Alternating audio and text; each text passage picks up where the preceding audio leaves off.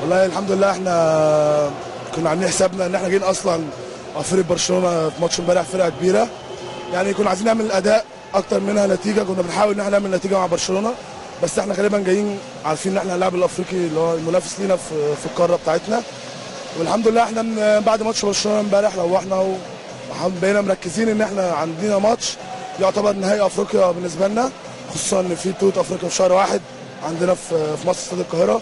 فده يعتبر يعني علامه لان منتخب مصر هتبقى البطوله بالنسبه له مش سهله على ارضه، وان ان شاء الله ربنا يوفقنا في الماتشات الجايه. وانا يعني مبسوط ان انا موجود مع النادي الاهلي. انا اصلا لاعب في على صعيدك الشخصي انت افضل حارس من خلال تصديات. انا والله مش متابع، بس هو انا الحمد لله احصائياتك تشير.